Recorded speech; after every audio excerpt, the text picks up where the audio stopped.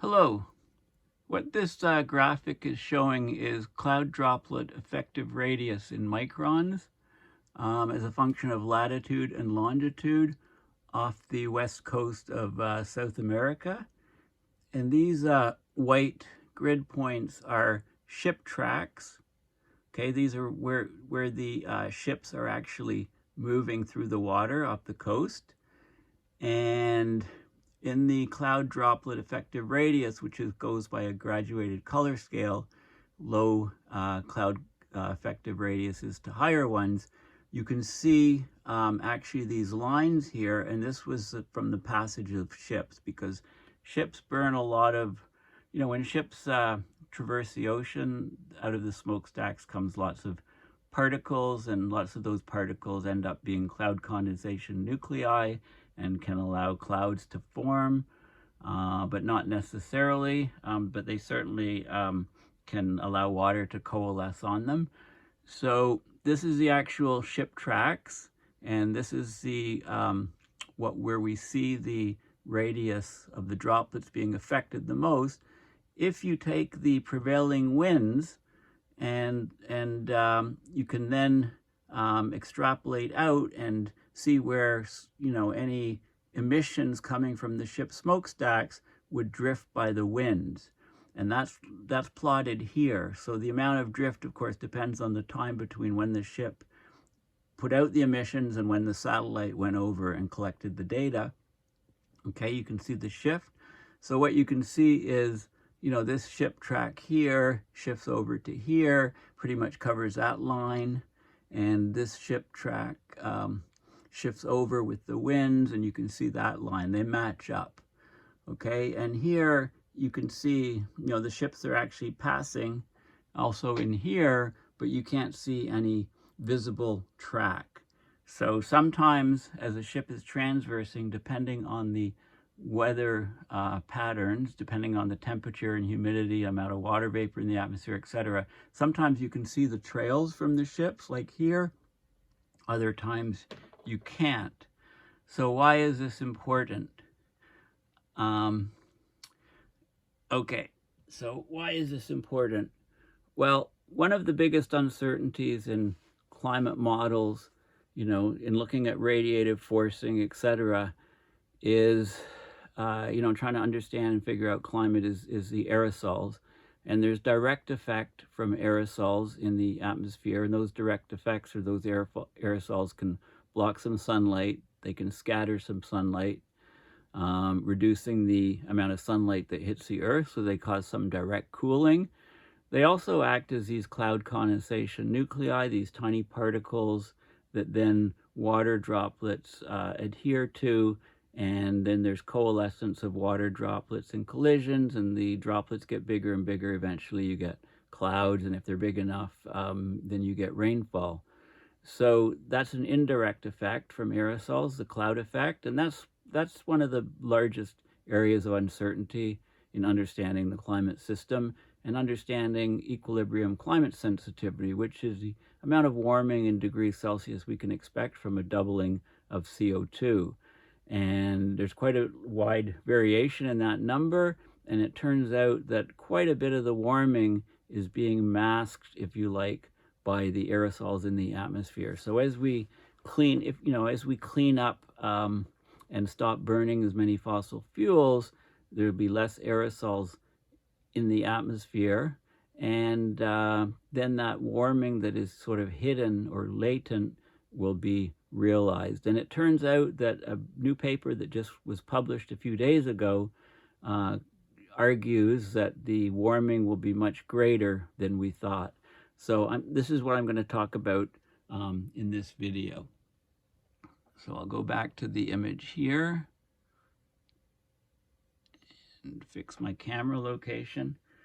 Okay, so I'll get back to talking about this image here when I reach it in the paper. Okay, so let's go up here. So this is the paper. Invisible ship tracks show large cloud sensitivity to aerosol. So it turns out that studies in the past that have been looking at the ship tracks, they've been looking at all the visible ship tracks. but the ship is still passing, not necessarily making a visible ship track, but the aerosols are still going up out to the smokestack into the atmosphere and still having an effect as cloud condensation nuclei and in reflecting sunlight. So I'm going to talk about that. This paper was just published online October 5th, and it's very important for climate. Okay, I came across this paper by Mark Cranfield's thread. So he said the IPCC assumes 1.3 watts per square meter global cooling effect of aerosols. This new study suggests true cooling is 1.3 plus 0.2 plus 0.76, which is 2.26 watts per square meters. That would be up 73%.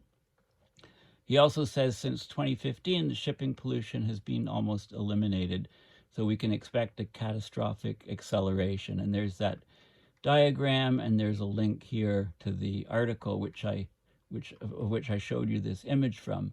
Now, I would say that there may be this may be an overestimate because I think the 0.2 is of the opposite sign to the 0.76, so that should be, I think, minus 0.2. So it'd be 1.3 minus 0.2 plus 0.76, so that's a difference of 0.4 from this number. So it'd be 1.86 watts per square meter is my interpretation, which could be wrong. Maybe Mark's is correct, maybe mine, I don't know.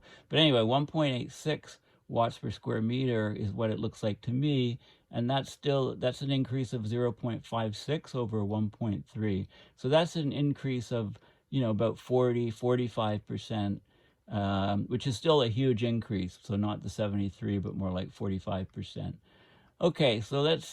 He also followed up that tweet with some others. The IMO is the International Maritime Organization, and apparently they've decreased sulfur emissions over the seas and the oceans from ships by tighter regulation in emissions control areas.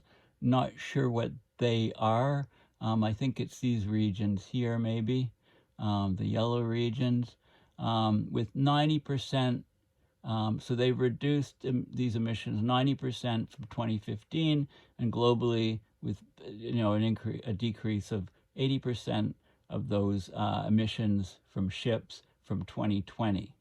Okay, so that's good news, except if you get less and less aerosols and you get less and less warming masked out, if you like, from the global dimming effect. A while ago, I did a video on this paper about the overall Earth shine. So the Earth is reflecting less and less sunlight. Earth shine is basically, light from the sun hits the Earth, reflects off the Earth, goes to the moon, reflects off the moon, comes back to us. So it's Earth shine. It's called Earth shine. Sunlight hitting the moon and reflecting directly to us is called the moonshine. Okay, but we can use that to get an idea of the albedo changes of the Earth, and it looks like the whole Earth is darkening. So we're losing, and part of this could be due to the reduction of the aerosols over the ocean. The IPCC, what does that translate to temperature? The IPCC current range for aerosol cooling goes up to 2 watts per square meter. This new study, okay, so the amounts in watts per square meter, you can multiply by 0.75 to calculate the cooling effect in Celsius. That's from Hansen. So if it's 1.1 to 3.7 watts per meter squared, that's using his number here, 2.26, then that would be 0.8 Celsius to 2.7 Celsius. And, you can look here and you can see the range of forcing estimates for the combination of first and second indirect effects, minus 1.1 to 3.7. That's where that number came from. There's a whole bunch of studies that have been looking at the direct and indirect effects of aerosols. These are the studies through the years with different models, and basically, minus 1.1 there's a range here. So you can take the entire range, and that's where you get the numbers that I was talking about. That's where you get this type of range here, and then you can convert that to a Celsius range. So the equilibrium climate sensitivity, things are definitely more sensitive than we think, because there's a couple so people are adding some additional things here. But anyway, so the key point is that it looks like the global cooling effect of aerosols, or global dimming effect, is actually higher than what the IPCC assumes, by about that 40-45%, according to my calculation, up to 73% by Mark's. But nevertheless, it's worse. We're getting more cooling masking the warming than we thought. So this would actually mean the equilibrium climate sensitivity is worse than what people have been thinking and what the models show. It's approaching closer to what David Waddell has been saying for many years, with the Apollo project, I think he calls it. So it's good. It's bad news that way. It's very good news for work by people like Stephen Salter, who are talking all about using marine cloud brightening to cool the planet, because what it means is that the marine cloud brightening will be much more effective than even the people proposing it be done think, because of this new data, new information from the ship, from the aerosols coming from ships. Okay, so a couple things. So this is the paper here in Nature. It's open access, so you can just download the PDF here. A couple of definitions is liquid water path is mentioned, LWP. It's one of the most important variables for modeling the atmosphere. So what it is it's a measure of the weight of the liquid water droplets in the atmosphere above a unit surface area on the Earth. So it's given in units of kilograms per square meter. Okay, it's critical for understanding radiative transfer, and there's this is from a climate site, liquid water path overview. So it's an integral of the density of the air, etc., the path length. So again, it's a measure of the weight of the liquid water droplets in the atmosphere above a unit surface area in the Earth. So the higher the number of the liquid water path, the more water droplets there are.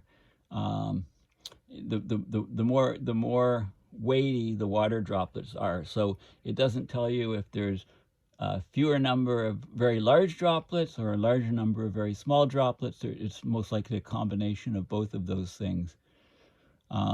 You can achieve this. You can obtain this number from passive and active remote sensing, such as microwave radiometer instruments, for example, on the satellite.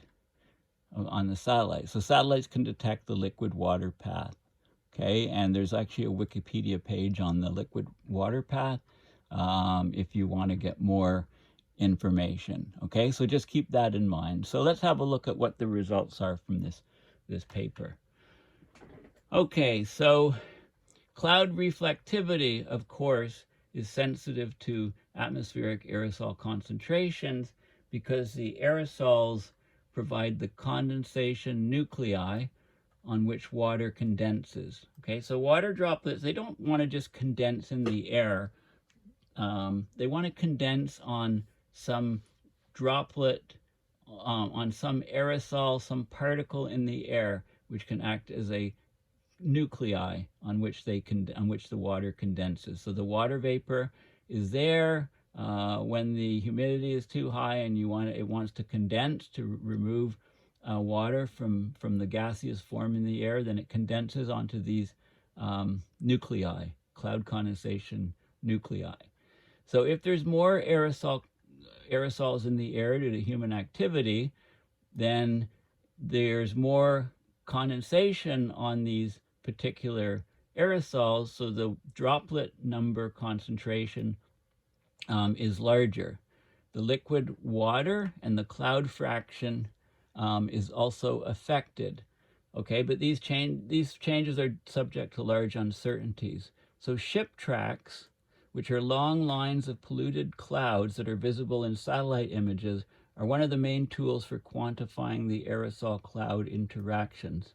However, only a small fraction of the clouds polluted by shipping show up as ship tracks on the satellite. So this is the key thing.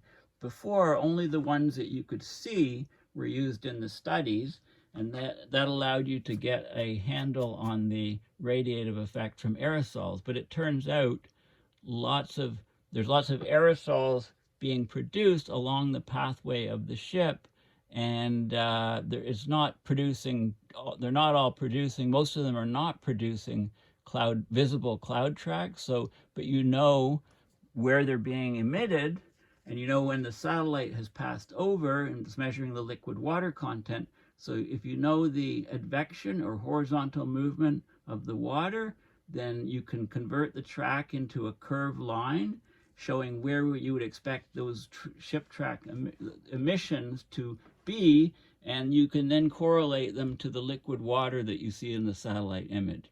Okay, so this is a key improvement, in fact, key factor that's being accounted for in this paper. So even when no ship tracks are visible in the satellite images, the aerosol emissions change the cloud properties substantially. They develop a new method to quantify the effect of shipping on all clouds, showing a cloud droplet number increase and a more positive liquid water response when there are no visible tracks. We directly detect shipping-induced cloud property changes in the trade cumulus regions of the Atlantic, which are known to display almost no visible tracks because of the humidity and the meteorological conditions. Our results indicate that previous studies of ship tracks were suffering from a selection bias by focusing only on visible tracks from satellite imagery. The strong liquid water path response we find translates to a larger aerosol cooling effect on the climate, which potentially masks a higher climate sensitivity than observed temperature trends would otherwise suggest. So this is very key, because the climate sensitivity, the ECS or equilibrium climate sensitivity, is used, it's a key input into climate models.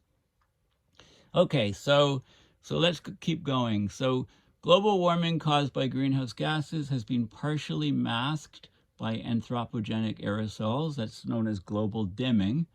The latest report of the Intergovernmental Panel on Climate Change, Working Group 1, that's AR6, estimated the combined forcing of the aerosols, that's the direct and indirect effects, to be minus 1.3 plus or minus 0.7 watts per meter squared.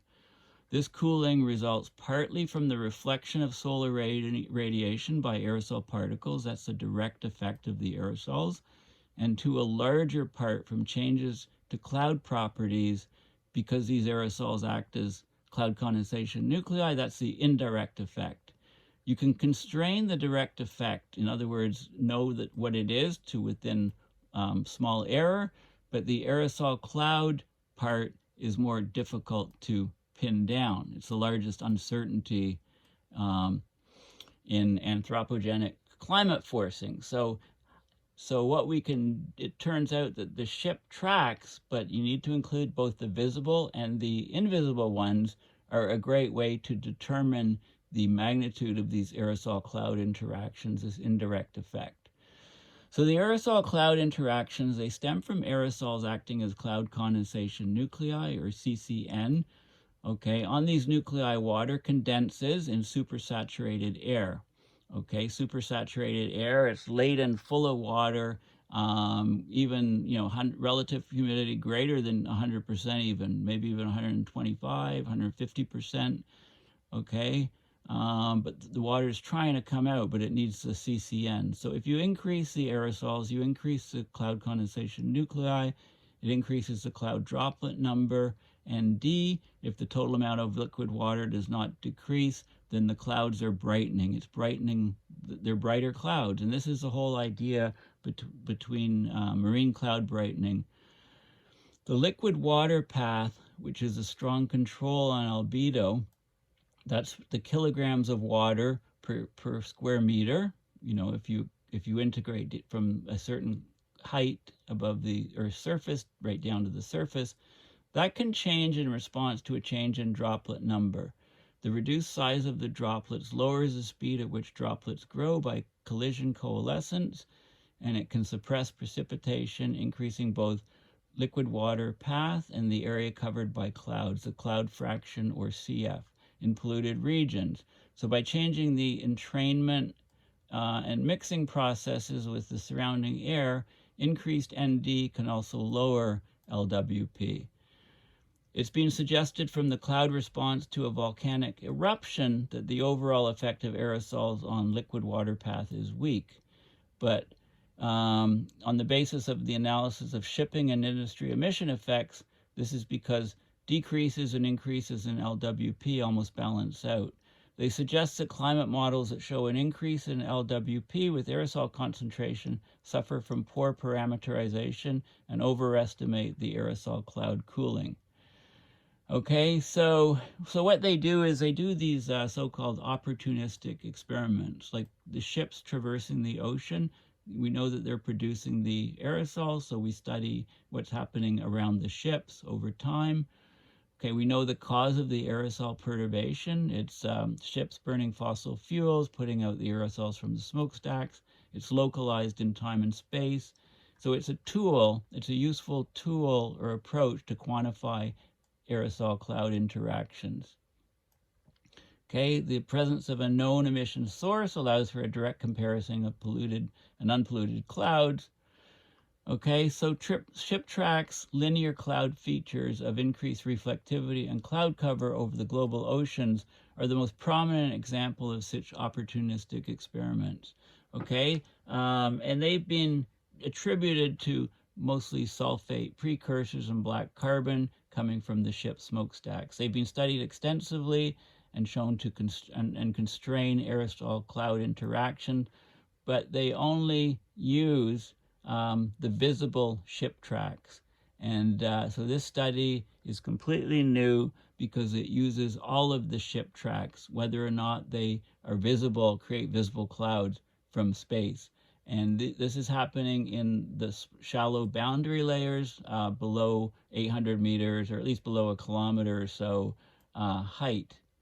Okay, so this is showing 4 cases. So this is South America here. This is off the west coast of South America. This is the longitude and the latitude, and it shows the cloud droplet effective radius, which has been measured from the satellites, and you can see some definite tracks here, which are ship related.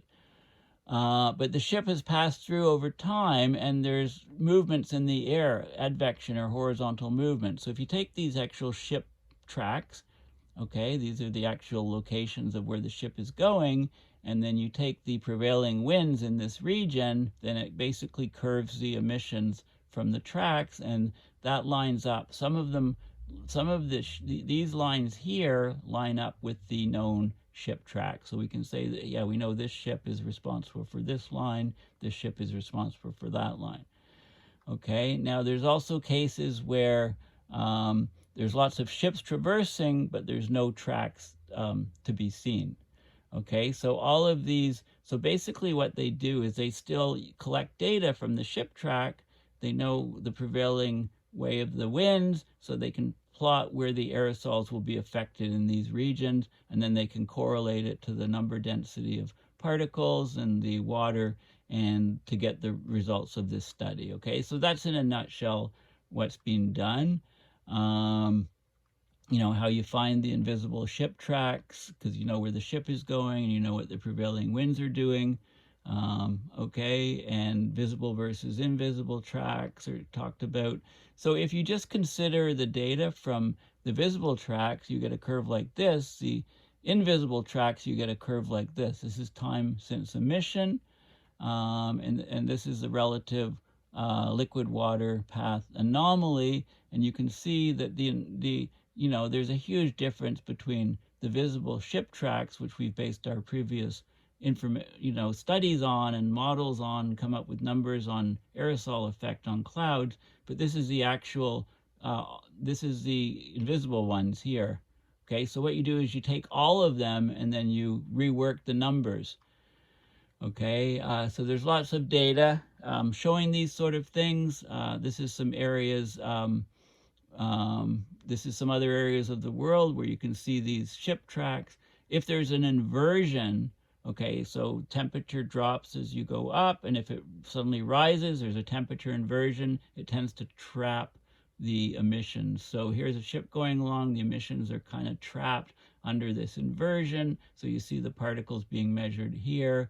But actually what happens is the particles are still going up higher, if there's no inversion, and you can measure them up higher. Okay, so there's effects like that occurring that need to be taken into account. Here's the results here. Okay, the results here indicate the potential for a substantial negative forcing.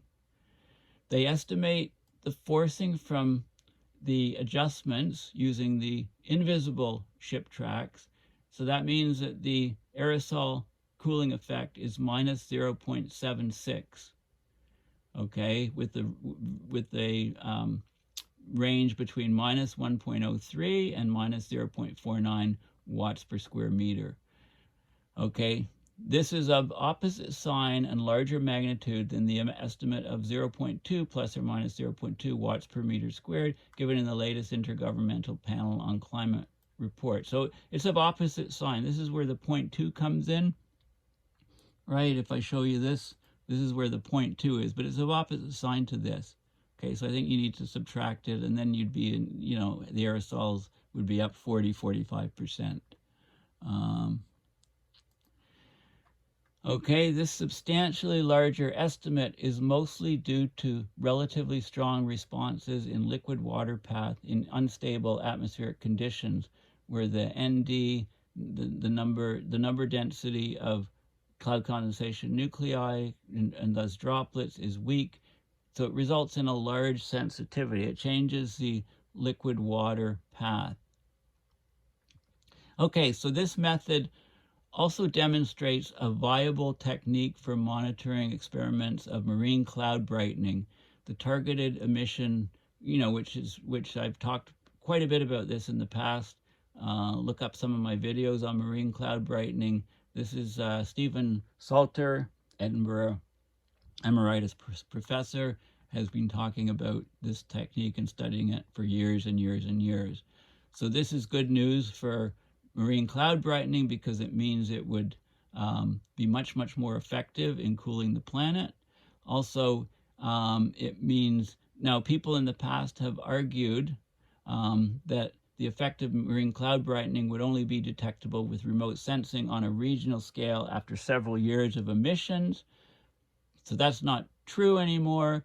Knowing the positions of emissions and knowing the advection speeds, we can do the detection, we can detect the effects from marine cloud brightening with as little as 1 month of observations.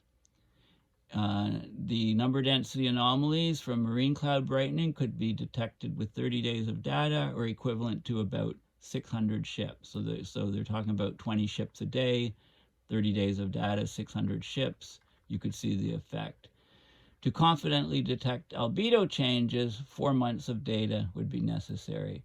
For the purpose of marine cloud brightening experience, there is a caveat that we do not consider cloud fraction changes or possible decreases in cloudiness at larger distances from the track. So that's one consideration. Okay, so so this is a very important paper, basically. This paper analyzed more than 2 million ship paths across the Atlantic over 6 years. They were able to show that the effect of ship emissions can be directly observed, even if they do not form visible ship tracks. These invisible ship tracks have markedly different properties from the visible ship tracks, in particular a positive liquid water path response, even in probably non-precipitating clouds. Similarly, the trade wind regions not previously studied for ship tracks showed the strongest positive LWP response. So previous studies using ship tracks as a general proxy for aerosol cloud interactions have been subject to a strong sampling bias. Relying on visually identifiable ship tracks confines the analysis to specific meteorological conditions and small geographical regions where they occur. But most ships by far traversing the ocean do not produce visible ship tracks. They're invisible, but we can still analyze the data, knowing where the emissions moved to in the time between when the emissions were produced and when the satellite collected the liquid water path data. At the same time, the strong inversion could be necessary to form tracks that are clearly visible rather than blurred or diffuse. Okay, this contradicts the assumption that findings from visible tracks generalize to other conditions and regions. Okay, it also links to the importance of accurate descriptions of shallow convection, which are currently not explicitly represented in global climate models. Okay, so this is a very, very important study. So basically, the key factor is, I'll get back to the key factor, but I just want to show you, there's more information on the methods here, how the radiative forcing is calculated. The software code for the data is available. And there's some additional things here. This is invisible, the sensitivity, time since emission. Okay, so the liquid water path increases substantially with the invisible emissions and actually drops with the visible. So this is why our knowledge and the tracks and things are different. Lots more data here. What else do we have? Just scrolling down. What is this showing? The liquid water path sensitivity to number density, liquid cloud fractions, okay. So clouds at higher latitudes, more liquid cloud fraction is a percent. So 70% of clouds in these regions and so on over the planet. Data on the radiative forcing adjustment in watts per square meter. Okay, so lots of different data. But anyway, so the key point, this paper was just published. The key result is summarized here. Okay, the IPCC assumes minus 1.3 watts per square meter global cooling effect of aerosols.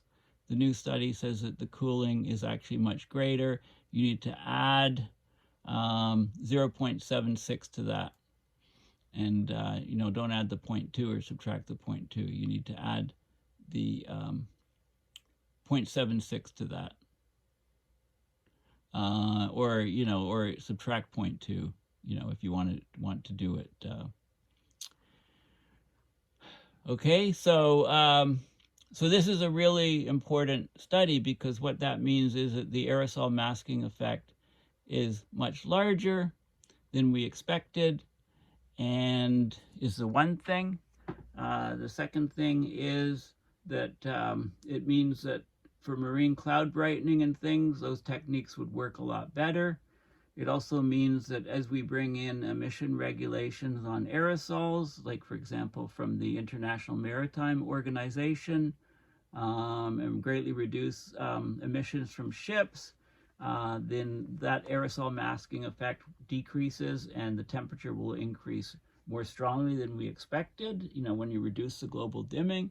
It also means that more of the warming is being masked by aerosols, so the equilibrium climate sensitivity is larger than we thought in the past. So this is key information. This needs to be confirmed with multiple new studies and moving forward, and confirmed, and then it will change the models. It will make the equilibrium climate sensitivity larger, In other words, for a doubling of CO2, the temperature rise would be larger, and it means we're actually even worse off with the rate of climate change than we expected. So thank you for listening, and I'll chat soon.